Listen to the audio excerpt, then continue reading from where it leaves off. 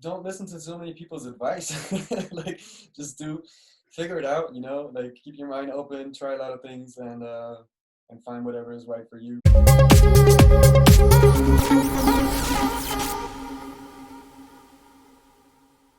Hello, beautiful people, and welcome to Anyone Anywhere podcast.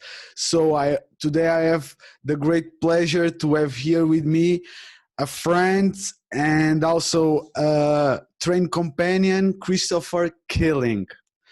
I will tell a little bit about Christopher. Christopher is a Berlin-based artist, graduated from Central St. Martin's with a BA in graphic designs. Chris explores the balance between realism and simple form, between traditional painting and modern painting, using a mix of acrylic, oils, and digital painting. Chris' work has been subject to a number of solo exhibitions around Germany and England. To end up, Chris is also the co-founder of the collective Atzeton. I don't know if I'm pronouncing correctly, but Chris will say me. How are you today, my friend? I'm good, man. Thanks for having me. Thank you so much for the opportunity. So, tell me a little bit about yourself for the ones that still don't know you, a little bit about your background. Wow, you covered quite a lot there, actually. Yeah, my name's Christopher Kieling. I'm a full-time painter since 2015. That's where I canceled all the other side jobs that I had been going on until then. Yeah, I studied in London, studied graphic design, which was kind of like my segue into the art world. I live in Berlin. I grew up in Berlin and also in Cologne, which is in the west of Germany. Yeah, that's pretty much, that rounds it up. Nice. Let's go a little bit in the back. How the graffiti happens in your life in 92? How it was? Can you tell me a little bit? Painting in general and art? Well, 92, I was 4 years old. Okay. So I think that was the moment. But honestly, I have an older brother. He's 10 years older. And I remember the first time the graffiti was obviously a big part of my life, and also like a way to get into art later on and painting later on. But yeah, like I was around, it was around 92 actually, must have been, where my brother was allowed to spray paint the back of our garage at the time. My parents allowed him to do that. And I was like, yeah, 4 years old, and I saw him as friends kind of spray painting some stuff in there. I can't remember what it was, but I remember seeing it and thinking that's the coolest shit I've ever seen. And that's like, it triggered me really early, that I was like, wow, that is awesome. It's like grown up people doing like, something that's kind of wild, kind of like, still artistic. And yeah, that set me off. And from there on, I was like as a child copying stuff out of books a lot. And trying myself out with like markers and this and that. And yeah, I went down the graffiti route very hard from there on. Nice. And after still in Germany, you also study design, and you went after to England. How it was that period? Just to put a segue. Well, I didn't really study a lot of design in Germany. I did a Okay. couple of courses before to prepare myself for university, Okay. which was in London. So I graduated high school in Germany, in Cologne, where my parents still live. And from there, I realized that was the thing. I was really deep in this graffiti thing, and it was all about that. It was kind of limiting in a way. And I was young. I was 19, so I didn't really know like how the wide range of mark making or expressing yourself with like visual media and art. So I had no idea. And then I was applying around and looking at different universities. I was incredibly lucky to be accepted by the Central St. Martin's College for Art and Design in London. And that really opened a lot of like mental doors and stuff in my head, which yeah, just allowed me to use like a lot of the facilities there. They have like print working facilities with like presses that are 100 years old and stuff. It's quite impressive to like work with like part of history. Like you learn mark making and design and art from the beginning upwards. Like yeah, it was really inspirational time. And that really just paved the way for me to realize later that that's what I wanted to do. Man, and how it was the experience in London, some lessons that you took from living abroad, if you want to share with me, because I'm also interested. London is rough, man. London is a really, it's a fast city. I'm a city person. Like I grew up in Berlin a lot, but like I have to say London was definitely another level. Like it's a real melting pot of like everything. It's a real big city, and it wasn't easy, especially you just move out of home and stuff. Like it's a new world. You introduce to new people. You kind of have to like develop your own character at the same time. Like it's a lot of like happening in your life when you move out of home and you start like standing in your own feet is too early to say really, because I was supported from home luckily, but yeah, university was definitely like a game changer in many ways. Um, yeah. Okay. Let me ask, can we say that your purpose is sharing art with others? Can we define it? Or how do you define, if you define it, your purpose or your meaning in life?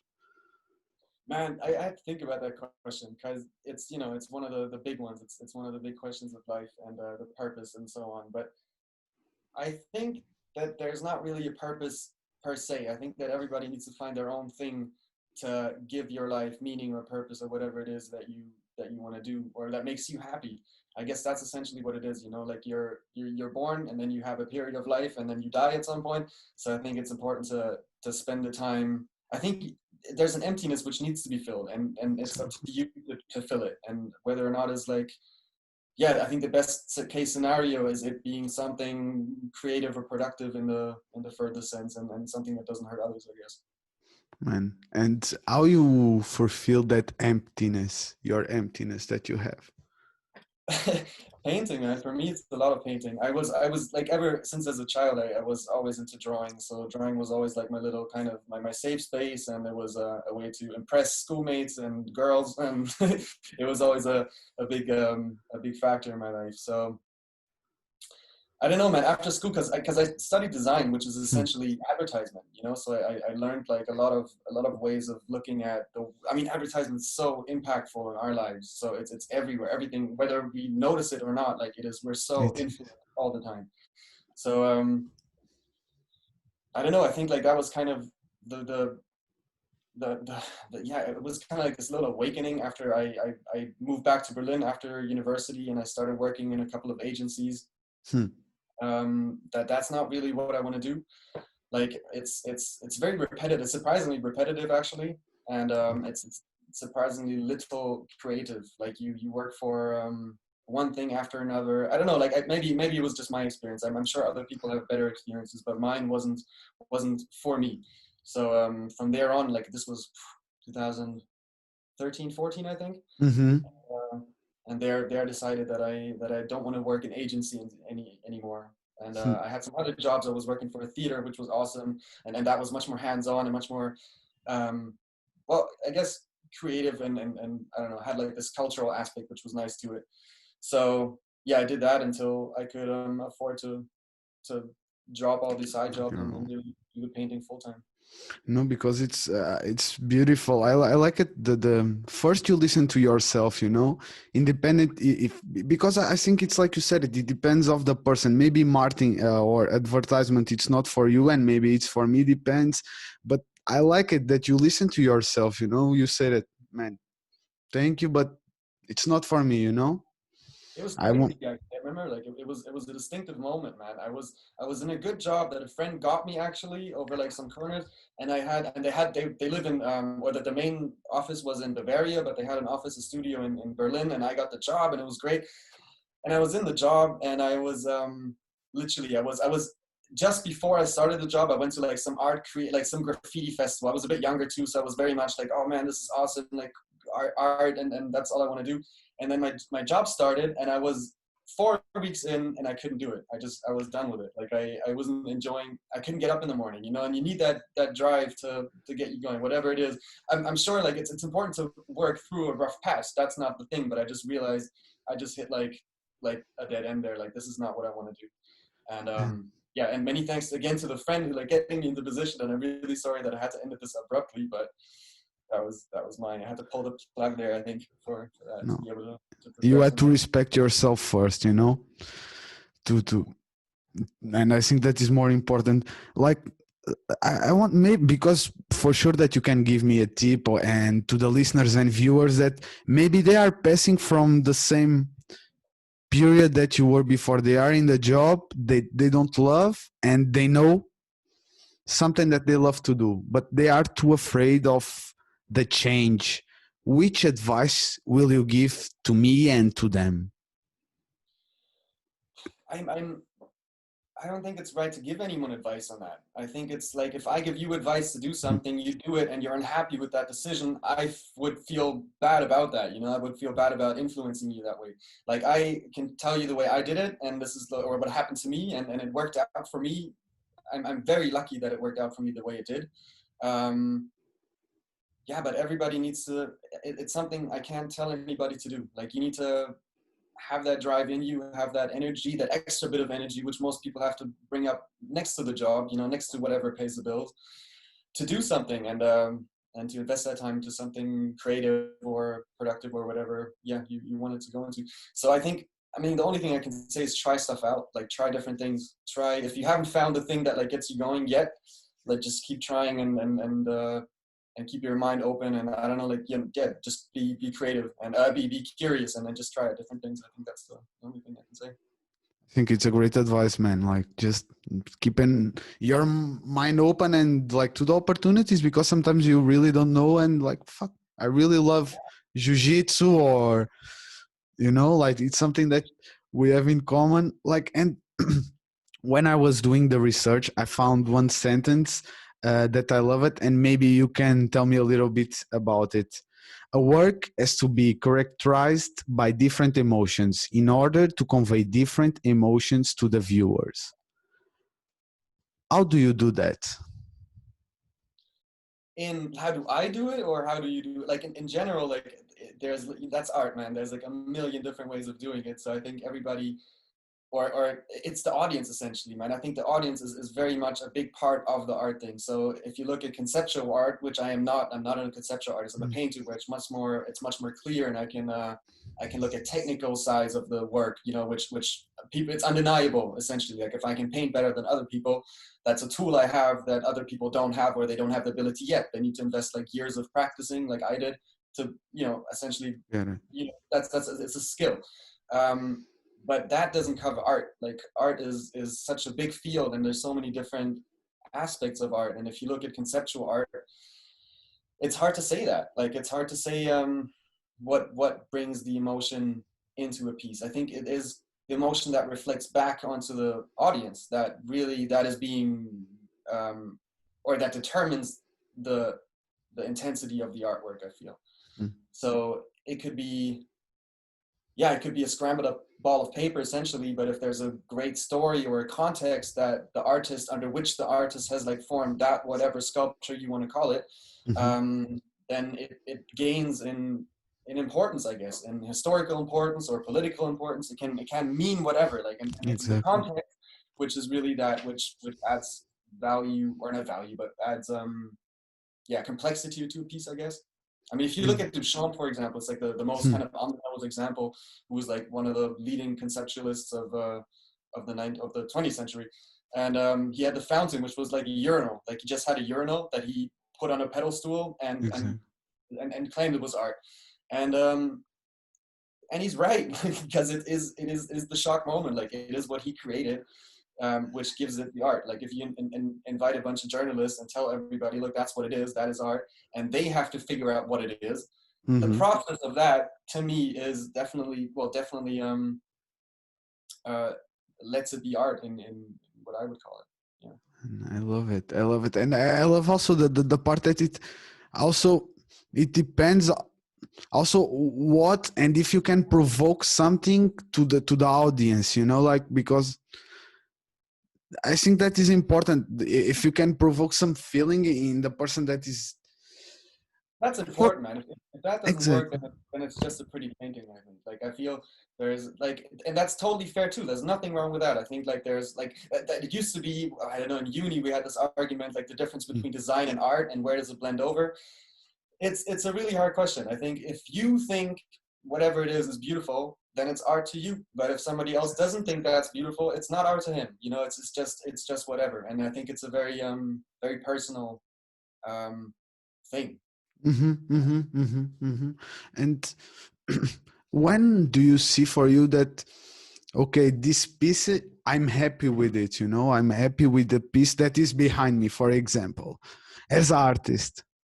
Uh, that's a really good question. Well, I work like I've been trying so many different styles of painting and so many different ways too, that the painting I'm doing right now is very methodical. So I have like a plan. That's again like I'm letting my design education kind of flow into my painting methods, which I really need because I need to finish things off. It's very important for me to check it off, which was giving me headaches in the past where I was free painting or doing figure painting or like very detailed photorealistic oil painting, where it's not really, there's no end. Or even abstract. I mean, abstract painting is the worst. Like you never know when it ends. Like it's all about emotion, and it's all about intuition and yeah, and the gut feeling. So I like to finish things off. I like to check them off. I like to get exactly that, like this methodical approach that I learned from design. I specifically try to let that flow into my work, maybe to stand out a little bit. And I love it. And also you touch in 2 points that I love, like you have to listen to your gut feeling. I think as artists, maybe you can say for sure better than me, you have to have your gut feeling well developed, you know, your intuition. I don't know, or maybe do you think, or it's affirmation that I can do, or am I wrong? Um, I think you develop certain skills, like in terms like problem solving skills. Like if you're in the position many times that you don't know what color matches this color or how to arrange certain compositions or something, I think you definitely have a repertoire at some point where you um, not can pick from, but which allows you to get into the thing like easier and makes you, you know, dock on faster and get results faster. Um, yeah, but again, like it's one of those things like you can tweak it forever, and there's no real end to it, and it's yeah, it's really the gut feeling. You can train it a little bit, I guess, but a lot of it happens in the moment, and a lot of it is there's a lot of happy accidents too, where you don't hit the color or whatever, or you. I Mm-hmm. mean, and in other paintings I used to do, you slip with a paintbrush and it just looks awesome, and you just keep it that way because that's Okay. at the end not anticipated, and that's a lot of times it's very beneficial actually for the art. And yes, like I being think in it's a about playing a lot. I'm sorry. sorry. I think it's about playing a lot or having fun with it, and even though it is a struggle, like it's never easy. Like it's not like meditating. Like it can be sometimes that you're like in a state where you can just paint it off, you know, and it's like you're in that state. But a lot of times it's struggle, man. Like a lot of times you don't like something or you see the flaws in it, which other people probably wouldn't even see anymore, but you see it, and then you know you need to fix it, and it's the dialogue with the canvas or whatever the sculpture or whatever you're doing, which yeah, which tells a story at the end. Again, you touch in a lot of, but again, it comes in what you say, like in trying, you know, trying mistakes, trying again, and failing. And you touch into things that you were saying that I'm very curious. When you are painting, do you get in a flow state? I that's the ideal situation. Like that's what you always aim for. But no, you don't. Like it's that's the chase. Mm-hmm. It's crazy. Okay. Like I think that it sounds really weird for someone who's not like a, I guess, full-time creative all the time too. But sometimes you don't have these juices, and sometimes you can't get in that zone, and it's due to all types of factors. It can be an argument you have with a family member. It could be a bad experience at the bakery in the morning. You know, it could be anything, and suddenly it could be an appointment at the end of the day. Like that, I don't know, keeps you occupied in your head, and you can't get there. So it's really a struggle. It's really a struggle, and it's really, I think that to me is something that I've, through discipline, I think I try to learn or to Mm. develop, like I know like a consistency for, because that's something which I struggle with ever since Mm. I'm a creative. Like it's yeah, it's super difficult. the flow state. But once you're in it, it's awesome. Like once you're in it, like time goes by, you don't even know what's happening. You know, you look up and it's nighttime, kind of like it's a very powerful place to be when you're in it. It's like, but you were already there. Like it's like you start painting at 9 a.m. and it's like 9 p.m. and you don't eat, you don't feel nothing. How it was your experience? Can you describe it a little bit when you were in the flow state, just to have idea if you can? It's really that, like flow state to me is you get this tunnel vision. I get Mhm. this tunnel vision. I don't know if I can speak for other people, but like I get this tunnel vision where I'm really into podcasts, or it used to be music. Nowadays I listen to a lot podcasting. So I just have stuff on and I realize that I'm painting or I'm doing something usually close up, because you don't always have the time to step back and see what you're doing. So a lot of times you're working on some detail or something, which takes you, I don't know, say 2-3 hours, but you're very close on the canvas. So you listen to whatever it is that you're listening to, and it's kind of like, you know, you're in this zone, you're in this flow state, and you realize a while in which something that felt for you maybe like 10 minutes, that you've been listening to a 3-hour podcast, and you're like, whoa, where did that time? And at the same time you achieve, like you go back and you finally see like, whoa, I've done all this now in those 3 hours. Like that is kind of the ideal state to be in. Yeah, I think that's the way I would sum it down. And I think it's really nice the way that you do it. And also at my point, I took it already some tips, you know, just put some music or some podcast and start working, and yeah, just try to go with the flow. Also, I have some questions. When I was seeing your paintings, I see a lot of women's and dogs. Why it's that? Well, to be clear, it's one woman. Well, yeah, it's okay, okay. I have been doing a lot of figure paintings, or a lot of figure drawings. But you're referring to the Sierra series, I think, which got I saw more of them. I saw more of them. Yeah, but the last one is Sierra, please. exactly. I don't know. It started a year ago. I was working on figure studies. Generally, I'm a figurative painter. I was figurative painter for most of my career so far. So yeah, I was working on some stuff. Then the lockdown happened, and everything was shut down. It was the first lockdown too, which like was, you know, nobody Yeah. really knew what's going to happen, how long it's going to last, and then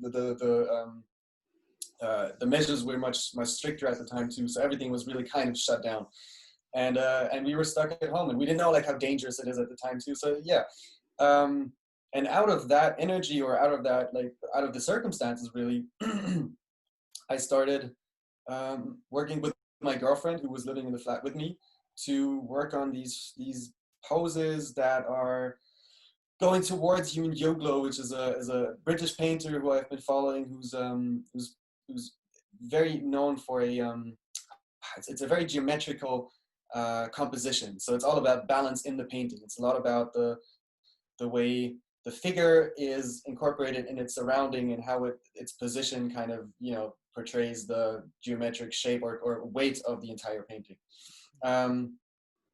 So yeah, I was looking at that, and it was kind of the time that the lockdown happened. So we Mm, just did that. So I had her mm, at hand. I had like chairs and a couple of props that I had in my apartment, and we just started going for it. And okay. it really it resulted in this beautiful series of paintings of her, in different positions. And I added them. I brought some complexity in it, obviously, because my apartment is not like super interesting to always paint over and over again. So I gave the whole paintings like a very pastel-y kind of a beautiful tame to it, with adding some geometric patterns, which are inspired by Polya again, which is a mathematician who, like, you know, worked with crystallography and like structures that are found in nature. Um, Okay. so yeah, I try to combine like this limitation of space. I think that was kind of the play that I was going for. That we're confined, we're inside, and we're limited, we're cut off from the world outside. But at the same time, she's kind of sitting or standing on this pattern Mm, of infinity. So it's like everything kind of keeps going. Right now, we're kind of stuck inside. Another thing is her bathing suit. So a lot of times she's wearing, or I think in all of them, she's wearing a bathing suit. which just underlines this idea of someone who doesn't want to be there. Like she doesn't want to be there right now. Like it's spring was starting to come, and you wanted to be like in holidays, but we were stuck inside in front of the wall basically, and that triggered the whole series that developed out of it. Man, really, really, really nice. Like, well, the idea it's beautiful. Like you are locked inside physically, but mentally, like you have the infinite, yeah. And like the weather, it was really nice in April. Exactly, yeah. And in some previous exhibitions, you also have the dogs or the dog. Wh- Why? It's the love. I love dogs, man. I'm a big dog person. My whole family are dog people. Like my mom has 5 dogs at the moment. My brother has two. I think it's 8 dogs in the family right now. So it's What? we're serious about dogs. Man. Like, um, I don't know, dude. It's one of those things. I think I haven't, like, obviously my dog is like, she's amazing to have around, and it's such a balance when, especially during the lockdown and pandemic and fucking wildfires and like riots and everything's just kicking off, and a dog or dogs in general to me are like this pure form of like, man, that's still a good thing to believe in. I think Ricky Gervais said that. He said that dogs are his religion, and I'll totally line myself with that. I love it, man. Dogs are Yeah. the best. Man, yeah, because I was seeing some of your paintings, and the way that at least I saw that the view that you have of the dog, it's like, man, it's like a religion, exactly like a religion, like, and it's true. They are like two friends. In one of the questions you more or less asked me already, that it was like about the relation between painting and meditation, if you can see some relation. I definitely can. I definitely can, and like I guess it's related a little bit to this flow state, which I would definitely put in the same category of meditation, because that's essentially what I think. I'm not a person who has too many connection points or crossovers with the classical idea of meditation, Hmm. but I am very much aware of this flow state. So for me, that's kind of what I interpret as meditation. So I think like when you're in this state where you kind of don't lose, or when you lose track of time and you're being productive and you're doing essentially what you're supposed to be doing right there and right then that's kind of like what I would say meditation is, I guess.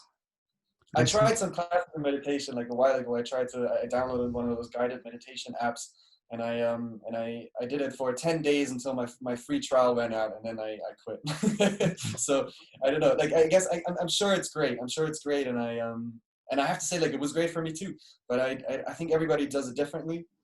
And for me, the morning walk is holy. Like that's my Really? thing. Like if I get up in the morning, I put on my stuff, I brush my teeth, I put on my stuff, and I take my dog out for an hour walk. And that's for me. It's like it gets my day going. It gets my Mm-hmm. blood flowing. I listen to my news podcast. I play with my dog. Like that really it gets me ready for the day or for whatever is ahead of me that day. And I'm not in a good mood when I don't have that. Like I need that. Like, I had Beautiful. this argument with my girlfriend because she didn't get it at the beginning when we started dating. She always wanted to come, and it's like, and it's cute, obviously, but I had to explain to her that it's really like this is like this And hour need. in the morning that I need like this. It's like my coffee, my croissant, and my jogging, and everything is in there. I need that, and then I'm ready for whatever comes. Man, I love it because it's one of the questions, but we can go already there. I love it. Daily habits. We can say that is the start of like the daily habit. The number one habit that you have. It's 1 hour walk with your dog. Absolutely, And absolutely. I have a bunch, man. I'm like tell me, borderline. please. Like I have a I need a strict routine, I think, in my life, and I especially as a freelancer, like it's really hard to stay on track with like a lot of things. So for me, the dog is the perfect way for me to do it out of like other. I don't know how to say it. I'm not good at getting up in the morning, for example. I hate Mm. getting up in the morning. But if I wake up to take my dog out, it's no problem, because it's kind of like I get something back. I get like her, looking at me and stuff. We're having a good time in the park. Like that really kind of motivates me. And yeah, and I think whatever it is that like sets you in a better mood or prepares you for the day, like I think it's beneficial. And it could be all types of things. It could be dietary, it could be spiritual, it could be whatever it is. And mine's the dog walk for sure. Yeah, man, I love it. And also you touch in a point that I think, yeah, you have to have a lot of discipline being a freelancer. And I will also include as an entrepreneur, because you have also to deal with the business life of it. Um, how it's a routine, a normal day. um Well, again, like having a dog really like tacts everything, like gives it like a really nice rhythm. So I have like my morning thing, I have my breakfast, and then I usually get straight to work. Either I go to the gym in the morning if I don't have jujitsu in the evening. I usually go in the gym in the morning, get that out of the way, and then put my podcast on and start working until 3-ish. And around 3, I take my dog out again. It's like perfect. I have lunch, and uh and do that again until the evening, and then I spend time with my girlfriend. We were really into we watch all types of movies and stuff, so we're really into cinema. That's pretty much a normal day. And I love it. Yeah, yeah, yeah. And But it's important, sorry, yeah, but it's so important to keep that rhythm. I think that is, yeah, was I can't give you any tips, man, or anyone any tips, because no, I everybody again think figure this out. And I think like whatever, yeah, it is that gets you going, like hold on to that. Whatever's fun, hold on to that, because it makes it easier to do it. oh, yeah, yeah. But sometimes it's, man, of course, and there is days that you feel more motivated and less motivated. But when you are working to yourself, I think it's just a little different. And giving already your experience, man, I think you already did some mistakes, like beginner's mistake working as a freelancer for sure. And Yeah. for sure. And I will ask you, maybe you don't want to, or you don't feel that you have enough to give, but if somebody is in the same position than you, that uh, um, is opening now a new company or is becoming a self-employed, how do you can to keep the discipline, like the routine to go to work when you don't have somebody telling you that you must? Maybe set little goals. That's what I try to do. I have like a couple of things that I do. That's what I do in my morning walk. That I kind of make a small list of things that I want to achieve that day, and then I work those off. I think that's the way I do it. I don't consciously think about it honestly, but I think that's the way I do it. Like it makes it easier if I have, yeah, a list of like 3 or 4 things that really have to get done that day, and then I just do it. I think, yeah, simple and efficient. I love it. I love it. And another sentence that you had in one of your articles, saying that the world is spinning ever faster. My paints are my personal act of protest. What do you protest for? Um, Man, there's a lot of things. I think where I try, like, I think essentially being a painter is the protest in itself. And I think it's so hard in the world, in the world, a part of the world that we live in, at least, to um, to live a life far from or away from the norm. Like most people are challenged into office jobs, or yeah, very very regular jobs, I guess. And the creativity, a lot of people lose it on the way because they're not able to keep it up in a society which just pushes you on and on. And I think taking the time out and taking the um, reducing yourself to the idea of really investing your life putting paint onto a canvas Mm. is the ultimate protest against a society, or against a system which drives everyone into, yeah, just the max out of everyone. And I disagree with that. And I think like painting is my rebellion by doing that. Like I don't want to live any other way. And I'm again, like I can say this out of a position that I'm very lucky to be able to do this, so um yeah, I'm very very happy with my decisions and where I've ended up at, and very thankful for being able to do what I can do. Yeah. Love it, love it. And you have the notion of it, man. I love it, your idea. And man, I think you are completely right. And now I love to ask to my guests, how do you describe your mindset? Fuck, man, that's really hard.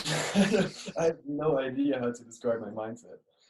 I'm cynical, man. I'm super cynical, and like to a point where I can't even express it to a lot of people because they would think I'm crazy. So I think I'm quiet, man. I like to listen. I like to listen, and I let the other people do the talking. You know, it's too much like big mouthing in the world as it is. So let them talk, and yeah, I'll Yeah, let them I'll talk, be you do the work. And it's like, man, beautiful piece that you have behind you, like beautiful. And do you see some relation between art and martial arts as an artist? I do, man. Definitely do. I think again, it kind of links with this idea of what I'm protesting. It's what I was also protesting was the idea of like that, or not protesting, but what I'm advocating is people to do Hmm. something that they're really that they're capable of doing. So painting to me was something that like it was really difficult as growing up and doing graffiti and stuff. And I obviously saw like oil paintings. I had no idea how they were done. So for me, oil painting was kind of like the hardest discipline within painting or art making that I could think of, and I wanted to understand exactly that. So I learned like a lot until I got to that spot really, and it's something that nobody can take away from you because it's yours. Like you learn it, so it's a skill that you know, and it's nothing that like you need somebody else to do it or somebody explain it to you. You don't need like money to be able to do it. Like it's just something that you have, and there I think to me is the the main connection to martial arts, because that's, or sports in general for that matter, because it's something that nobody can take from you. Like if you're good at something, it's because you practice and you're dedicated and you do it over and over again until it gets better. And I think yeah, it's like painting. To me, it's like painting. Like other people will definitely have a different approach, but I see their connection is for sure. Like I want to be the best at like whatever it is that I'm trying, not because I'm like I want to be the best, but because I set my goal that high to be able to grow and be able to try to push myself. I really like that. I like pushing myself and seeing and testing my own limits. And martial arts, especially, and sports in general, is next to painting. I guess the best way to do it. And I love Again, the it. flow state too. Like I think you definitely get a flow state at the right time in sports. Like when you're Yes. when it just works, everything's just flowing. Like it's like hardly a better way to describe it. It It's is. just the flow. It is. And I love it also because you touch in a point about repetition, like you see in martial arts and in painting, the consistency that we need to achieve something. You know, Yeah. I think that is important, and like keeping going a little every day, 10 minutes, 20 minutes, or you go to one train or another one. Like I think it's quite important. Now, tell me a bit, what is your definition of success? Um, Man, my definition of success. I think it's doing something that you're happy with. Like I think, like real success is is not feeling like you're wasting your time. I think like it's doing something that is worth doing. It's hard for me to pin it onto something else than that. Like yeah, it's really like successful is when you spend your time doing something that makes you happy or people around you happy, and that you don't mind doing, I guess. That's success, I guess. Yeah. I think it's a great definition of it. I think it's really, really. And tell me a little bit about the legacy that you want to leave in this world. What is the legacy that you want to leave in this world? My legacy again, man. I think it's overrated. Like as a painter, obviously, I think I like the idea of people looking at my paintings in like 100 years or whatever, and maybe 150. What in 300 years? What like it doesn't matter, man. Like I'm very I'm a bit like nihilistic about that. I think it's a great motivation, personal motivation, to produce something nice or leave something behind or leave nice memories behind. You can just be a good person, and that is probably the hardest thing to do, to be kept in memory, like as a nice person, as a good person. But everything gets forgotten, and it's good, and I think it's necessary to forget things to be able to grow, and and develop better ways of doing stuff. And yeah, I don't know, my legacy. I want my kids and maybe my grandkids to be talking nice about me, but then you know that's probably as good as I can get, as I can do. And already end, yeah. With I think, man, your art, it's part of your legacy. Wanting you're not like, let's take touching the wood, but you could die today. That your piece, it will stay here. I don't know how much time, but in the memory and as a art, also, I think it's a great legacy. Tell me a bit. Yeah, Tell me. it's an object, which is funny. So like a big painting has to stand somewhere. So it's if it might just block someone's doorway somewhere, but at least it's there. You know, it's gonna be around. Oh, man, you know, but yeah, it's the. I will not put it there, man. But yeah, it's, man, great piece of art. Now, some projects that you are, like, we have Serra now in exhibition. If you can tell me a little bit more about Serra, where is the exhibition, where the people can see it? I was picked up by the Grove Square Gallery about 4 months ago, quite recently, and they're a fantastic gallery in London, based in London, who were very excited to show the Sierra series in their new showroom in London. And ever since, we're having a great collaboration. They're a fantastic team of great creative and fantastic people. Um, that's amazing. Like the show is currently in London, so that the paintings are hanging there, which is a bit weird for me too, because I can't be there due to the circumstances. But it's the first time I think that I have a show going on that I'm not actually personally there.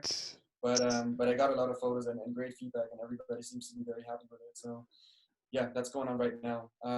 We have to see for the future. I mean, we're just starting the collaboration, so I think there's going to be a lot of things in the horizon. But we don't have anything like directly planned for the next upcoming months. I mean, right now it's really hard to plan in general. So yeah. No, yeah. On the other side, like a lot of like online marketing is happening too. So Artsy is a big platform where my paintings are sold over the gallery too. ArtNet is another one. So I think generally, since the art world is kind of on hold due to canceled exhibitions and canceled art fairs, the online marketing is actually, or the online market is actually flourishing, surprisingly. Okay. Yeah, because it's funny. It's funny. Tell me a little bit about that. Now, with Corona, it's you are still it's still happening, the like online exhibitions, or some, how the artists are doing. It's like a lot of going online. No. A lot of it is going online. There's been different kind of ways to deal with it. The big art fair, I mean, most of the stuff, let's be real, like has been canceled, and most exhibitions actually have been canceled this year. Yeah, a lot of, I think art fairs have actually tried to do digital art fairs where everything is like the collection is being still presented, and you have a chance to walk through digital kind of like hallways and stuff like that. So that is being done. I've heard of a nice thing in Cologne, I think, where they have an exhibition in the driveway of the airport, I think. So it's like a car exhibition, so you can drive in, which I thought was amazing. I don't know what they're called right now. I would give them a shout out, but I thought the idea was brilliant. That stuck with me. And online platforms like Artsy and ArtNet are like the big ones so far, where it's known, where people that want to invest into art and they don't have the time to go to a gallery or to an art show, they can look for art there. So, and that's growing too. And Corona is probably pushing it. I don't know the stats, but it's probably getting better for them at the moment. I think it's making the people more creative that we were before this. Also, I think also some questions that I wanted to ask you about, like the way that you paint. You do a mix between the oil, the acrylic, and the digital. Why is that? It's because I tried all different types of painting beforehand. So like the style, like which I didn't understand at the beginning either, looking into it, like acrylic painting and oil painting is completely different. Like it's a very completely different way of approaching it, way of applying the paint, way of mixing the colors. Like they are like day and night. Like you really can't compare the two. And I was always torn between the two because acrylic is easier to handle. It's water soluble. You know, you can do it in small spaces. Like you don't need turpentine. You don't need like, you know, air ventilation. It's fine. Oil is a beast, man. Oil is like a monster. It's like it sticks everywhere. You have a little bit on your sleeve, and you will have it everywhere in the apartment. You need like solvents and turpentine and white spirit to like get rid of it if you really want to clean stuff. Strictly, you need like some kind of ventilation system. You know, it's a but the pigments are awesome. Like the color, the quality of the color is again, it's uncomparable with acrylic. Like acrylic is so flat, and it's once it dries, like it gets, yeah, it gets flat, and it loses the heaviness to it and the weight to it. And oil is just amazing. Like it's this buttery thick kind of like it seals the It canvas. stays with identity. Oh yeah, for sure. Like it really, once you make it want to touch it, you know, like it's like it's like candy, man. Especially when you have like a nice pink or something, you just want to eat it. Like it becomes like this. Yeah, it's great stuff. You don't eat it. Like do not eat it. That's a really bad idea, but you may want to. Not the, But, you are not giving that advice. no, that's a really bad advice. Yeah, that's a really bad advice. But yeah, working with both and not being able to decide really, because like I saw the benefits of both, because both have its advantages and obviously its disadvantages too. But I think I settled on, for me, as for now, I settled on the best kind of the best, how do you say that? What's the word? Like the best sides of the individual medium. So I'm using acrylic in its best possible way to use acrylic for my sense. So I like to use it very thin. I like to add different layers, which with oil would take like weeks and weeks because the oil dries like or oxidates much slower.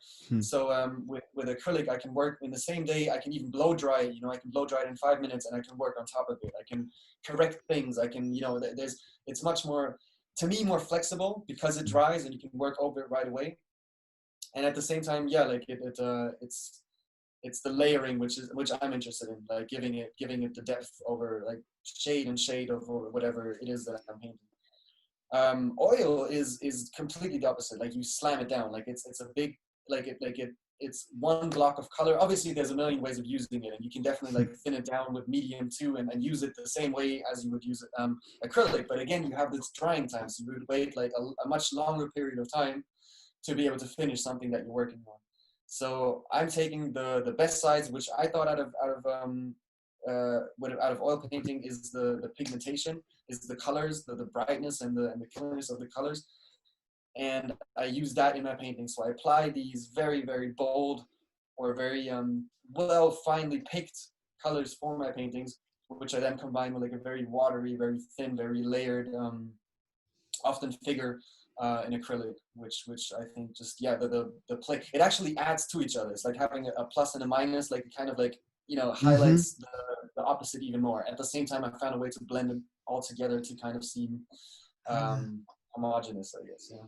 Man, I love it. And yes, exactly. The idea of the acrylic, it's something fast that you can work it. You can, like fast food, a little bit like fast food. And you have it, the oil that is like a meal that you have to enjoy. And it's like one shot, one opportunity. It's more like you have to be more careful. And you were talking also about podcasts. What are you listening in now? Podcasts. I like it I'm a too. junkie, man, for podcasts. I listen to Really? so many podcasts. Like I listen to so many podcasts that I look for, you know, the top 20 best podcasts, and I know them all. Like it's ridiculous. Like I am, because I spend so much time painting. It's really like it's a way for me to it's like my reading or whatever. I get my Exactly. news, I get my comedy, I get my discussions, my political debates. I get everything in shape of a podcast. History, I love historical podcasts. I think that's one of my favorite ones. My favorite one is Behind the Bastards by Okay. Robert Evans, I think the host is called. And it's a guy who looks at horrible people in history and looks at the way they got to be that person. So they look at their youth, they look at, I don't know, you look at Stalin and you look at the way he was brought up and like how his life developed into, or how he developed into like the character that we know today. and he does it in a way which is hilarious and lighthearted at the same time. He's tackling really, really heavy topics sometimes, and very full of information. I love that guy, man. That's like, yeah, Behind the Bastards is a real tip. Okay, behind that, do you have any more that you want to share, like top 3 books? Also, if you have some books that you like to share it, please. Books and Well, podcast, one more podcast I have to give a shout out to is, or two more actually, is my please. brother's podcast. He has an awesome philosophy podcast. Actually, he's a philosopher in London. He lives in London himself, and Okay, he recently launched the London Philosophy Talk, okay. which I really want to check out. It's a breakdown of, it's very complicated sometimes if you're not in the field, but at the same time he always finds a way to spin it to give you an access if you're not like really deep in the material. So yeah, I really advise that. And the other one is a curated salon, which I was lucky to be on a couple of weeks back, which is a great podcast about the art scene and about curators and artists coming to getting a chance to say or speak their mind. It's just a fantastic, also great podcast to check out. Love it. Okay. Books. Do you want to share some books, or we stay in the podcast? I don't read enough lately, I have No, to say, no but problem. I was thinking about that. I think like if like as an artist on your podcast and stuff, I thought of a book that is worth recommending is Ways of Seeing. The Ways of Seeing by John Berger, Okay. who is I think it's written in the 60s, 70s. I'm not entirely sure. He kind of broke down visual language from old paintings, like going back to the Renaissance and looking at and looking at the way of how women are represented in paintings, how wealth is being represented in the paintings, and how that had a tie to the structures, the political structures at that time, and how that is basically taken into advertisement, and that is basically the foundation of the advertisement which surrounds us today. So he's looking at the visual language, which I think it just allows you to see beyond a lot of bullshit and a lot of like very simple methods which we're all confronted with every day, like target marketing and stuff, and seeing that it's a scheme, and seeing that this shit has been done for like hundreds of years, and it's really a way of it's a little eye opener to the visual world around us, and it's a good read, a good, easy and fun read for sure. No, because I love the idea that you say, because sometimes there is like the advertisement nowadays that you are getting tracked and you don't have even the idea of it with the Facebook pixels and all, like Google tags and all of this. You don't have the idea that you are being tagged. Like some lessons that you took from advertisement when you were working there, if Man, like that's the thing. It's over kind of. It's like you become so cynical working for advertisement because you realize that you're just constantly being manipulated like all the time, and it doesn't matter what you do, it doesn't matter where you go. It's advertisement after advertisement, and yeah, it's a nightmare, and I don't even know how to get out of it at this point. Like it's such a part of like our world and or this world we live in, this part of the world, that I don't see a way out of it. I think the best way I think you can do is really educate yourself to see behind a lot of like, I mean, they come up with new schemes all the time, so you gotta stay on your toes, but I mean, just educate yourself, read a little bit, and just try not to buy into every trend or whatever is being rubbed in your face. no, I think it's a great tip, because like I think education, it's the foundation for everything. If you educate yourself, at least you have the idea that somebody is trying to manipulate you in some way. If you Be don't, aware of you it. are ignorant. Exactly. Like if you can't change it, like just be aware of it and don't fall into those traps. Like that alone, I think that's the best thing anyone can do. I don't believe in this, like, we're going to shut everything down and rebuild everything overnight. Like, I think things need to change gradually. And I think you just got to stay on your toes and just don't allow certain things being done to you, and just draw the line at some point. I think it's a great tip. Now I will ask you another tip. What is your tip to make the world a better place? More dogs, more jiu-jitsu. Um, Love it. humor, man. Keep humor. Humor is so important. Like, don't lose your humor about anything. And I think it's, yeah, at the moment, I don't know, a lot of people are losing their humor about shit, and I think it's so important to keep it. It's, yeah, it's the only way we can make it through, I think. And I think it's a great advice, man. Like, yeah, keep it up, like humor. And I think that we also can include, it's advice that we can take it for the current days that we are passing through. Man, just have a laugh, with the people that you are around, with your dogs, with your girlfriends, like with the people that you love. I think it's a great Yeah, advice. enjoy it as long as we can, you know. Who knows what's gonna happen. We Yeah. know today, but like, um, tell me, what is the best way to find you in the social media if somebody wants to contact you? Hold on, my social media. So I have a website. It's probably that sums it all up. It's Christopher Kieling together. That's my name, ChristopherKeeling.com. I'm on Instagram. I'm on Facebook. I'm on Artsy or the gallery. My paintings are on Artsy if you want to shop digitally. Or you can contact the Grove Square Gallery directly over grovesquaregallery.com. Yeah, I think that covers all. And I think I will put after in the description of the video and the podcast. Any last advice that you want to give, or any last thoughts that you want to share with me and the listeners and the viewers, please? Uh, don't listen to so many people's advice. Like, just figure it out.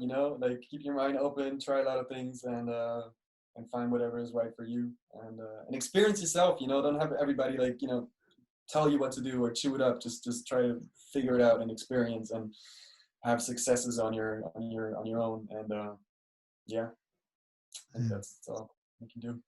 Man, it's a really great advice, man. Thank you so much to being in the podcast, man. Don't forget to follow Chris in all the social media. Guys, a great day and a great life to all of you.